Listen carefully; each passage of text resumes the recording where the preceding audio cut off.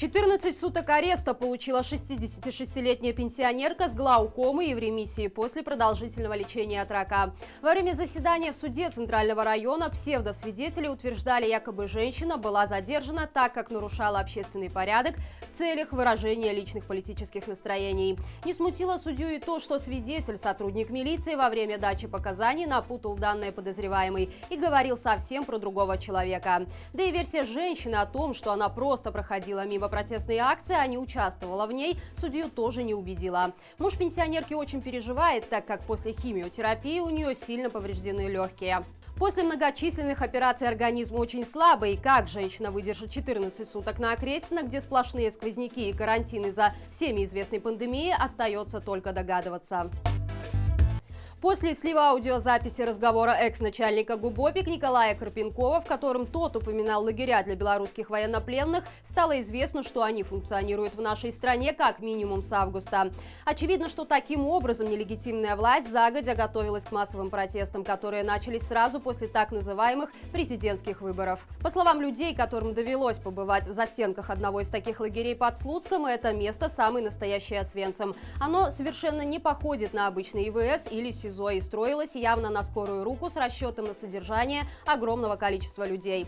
Арестантов размещали в бараке, рассчитанном на несколько сотен человек. По периметру комплекса размещены вышки с надзирателями, а для охраны узников со всей Беларуси откомандировали десятки сотрудников Департамента исполнения наказаний. Не хватало только газовых камер и печей. Страшно подумать, какие планы на дальнейшее использование таких лагерей строит нелегитимный.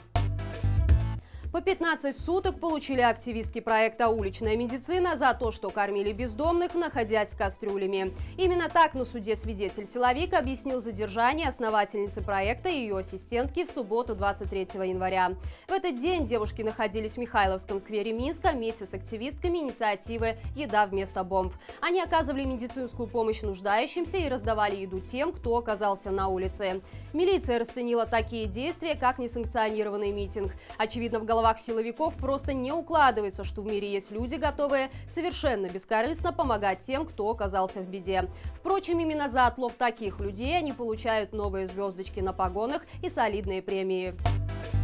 Сегодня на встрече с новым губернатором Брестской области Лукашенко заявил о намерении посетить регион, а также отметил, что там есть заблудшие люди, с которыми надо поработать. Местное начальство тут же взяло под козырек, и в считанные часы в офисе независимого журнала о жизни Бреста «Бинокль» начался обыск. Силовики забрали все документы и даже осмотрели блокноты сотрудников, которые почему-то вызвали у них неподдельную радость. Кроме того, обыски прошли на фирме и в доме издателя, откуда изъяли всю технику. После этого руководителя журнала увезли на допрос в Департамент финансовых расследований. Вероятно, именно независимое издание и его сотрудники оказались той самой болевой точкой Брестщины, о которой нелегитимный требовал, чтобы ему доложили перед визитом. Что ж, дело сделано. Силовики продолжают осваивать госбюджет, выкидывая огромные суммы денег налогоплательщиков на нужды нелегитимной власти. Так, на днях стало известно о том, что внутренние войска МВД объявили тендер на 1,5 миллиона рублей. За эти деньги они намерены укомплектоваться новыми видеорегистраторами. С учетом недавнего заявления главы КГБ о подготовке силовиков к горячей войне, которая может начаться в Беларуси уже этой весной, становится очевидно, что регистраторы закупаются непосредственно для работы на протестных акциях. К сожалению, наличие дорогостоящей техники, фиксирующей также и преступления самих силовиков, мало чем поможет простым белорусам. Ранее неоднократно имели место случаи, когда задержанные требовали предоставить записи с регистраторов в суде, чтобы доказать свою невиновность. Однако выяснялось, что именно в эти моменты камеры внезапно переставали работать. Вероятно, и к новой партии регистраторов главным техническим требованием будет умение вовремя выключаться. Можно ли торговать с Беларусью, если там систематически нарушаются права человека? Мой ответ – можно. Так, министр иностранных дел Украины Дмитрий Кулеба высказался на тему покупки электроэнергии с БелАЭС. Политик подчеркнул, что Украина и так придерживается очень жесткой позиции после протестов в Беларуси и что он всегда будет на стороне белорусского народа. Однако в Киеве пока не видят причин отказываться от торговли с Беларусью. Стоит отметить, что данное решение не является долгосрочным. Уже через 2 года Украина планирует присоединиться к европейской энергетической системе. А это значит, что нелегитимный потеряет еще одного партнера. В свою очередь, Литва сильно возмущена предательством Киева, который ранее, наряду с такими странами, как Польша и Латвия, обещал поддержать бойкот белорусской атомной электростанции.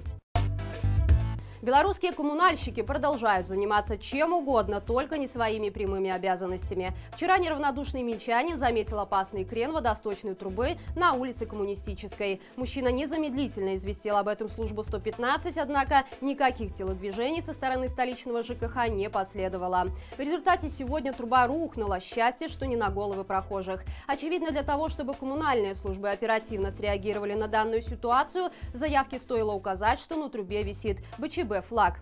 В современной Беларуси этот лайфхак подойдет практически на все случаи жизни. И это все на сегодня. Не забывайте писать комментарии для продвижения данного видео. До встречи завтра и живе Беларусь!